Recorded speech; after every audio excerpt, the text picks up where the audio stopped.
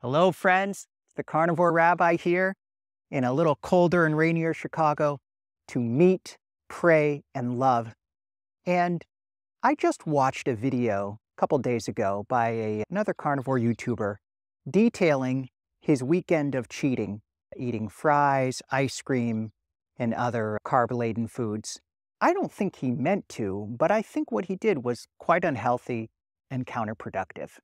Because when you are addicted to carbs, as so many people who embrace carnivore are, you can get easily triggered by somebody else. It's if you are a recovering alcoholic, you don't go into a bar, or you don't particularly enjoy your friends talking about the awesome weekend they had getting hammered. That's not a healthy way of being. And so I don't particularly like carnivore influencers going and detailing their cheating. Now, the truth is, yes, people fall off the wagon, even the most experienced. But there are certain things worth sharing and certain things not worth sharing. In several of the best Facebook groups, they will not allow pictures of carbs. They don't let people promote the foods that could trigger cravings. And it did trigger me a little bit. I got some cravings. And what got me thinking to the question, what do we do when we get cravings? And all carnivores do sometimes, even Dr. Berry, even Dr. Chafee. And there are a few things we can do. The first is to just eat more fatty meat. Sometimes a craving reflects a lack of nutrients, that our body is craving certain nutrients. So when we give our body the necessary nutrients, the craving goes away. That happens a lot. That's actually the basis for a technique called priming, which certain people do early in their carnivore journey, where you really eat till you're totally stuffed, so that you get your body used to the fact that it is going to get all the nutrients it needs from meat. Because sometimes when your body craves carbs, it's almost like the body's afraid of an emergency. It's thinking, I'm not going to get the foods I need, so I want to load up on carbs so I'm okay, so I have the body fat to protect me during lean times. But if you constantly feed your body with fatty meat and it gets used to the fact that you're going to take care of it, that reduces cravings. The Old Man Carnivore has a great video about this. Now, that takes care of 80% of the cravings. Knowing what to eat, being prepared is the next part. You have to always be prepared to deal with cravings when they come. When I travel, I bring so many carnivore bars and packs of carnivore crisps with me. I seem to always bring double what I ever use because typically I can find meat wherever I am.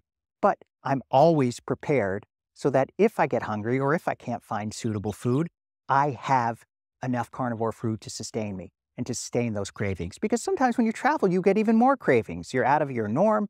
Your body might be a little more tired. So being prepared, having foods, fatty meat or high-fat foods like carnivore bars with you all the time is essential.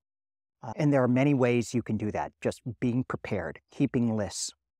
Another way is to know which foods tend to trigger you and to avoid being around those foods. So for some people, it's French fries. For some people, it's ice cream. Now, obviously, this is harder if you are with a family that is not fully carnivore, as I am. People in my family aren't carnivore.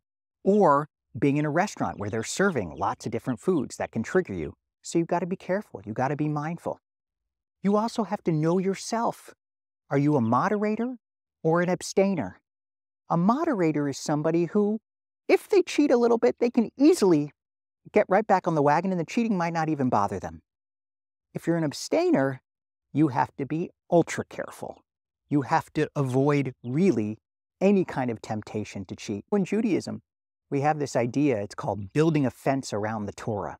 And the idea is that you don't want to violate a commandment, so you create barriers so that you're not even tempted to violate that commandment. A conservative Christian version of this is what's called the Billy Graham rule, where Billy Graham, in order not to be tempted into an illicit relationship, would not have dinner or a meal alone with a female. Now, take that as it will. It's not something I practice, but it is illustrative of the principle of building protections so that you don't violate what you don't want to violate. And I think the same is true when it comes to food and carnivore. Create so that you're not even in the situation of being tempted to have carbs. Another thing you can do is figure out certain foods besides fatty meat that will satisfy those cravings. Some people love salty bacon, that if they feel a desire for candy or chocolate, they eat several pieces of bacon and that helps. I've heard several people talk about that. Also, texting a friend, watching another carnivore video, that can help. That can get your mind, that can remind you of your why. Why are you doing this? For your own health, for your family's health, to live longer, to prosper, to put more life in your years. Remind yourself of your why. When you have a strong why, you can get through the difficulties. It can pull you forward. So that is another technique.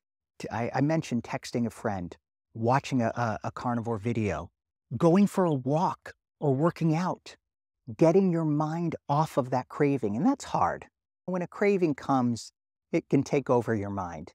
But if you can figure out some way to distract yourself with going to the gym and lifting weights. I know a lot of people, when they're really stressed out, they go for a run or they go and lift weights. That can get your mind off of what's stressing you, and cravings often reflect stress. We often feel those cravings during higher stress times.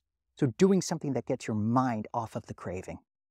But perhaps the most important thing to take away is that time is on your side.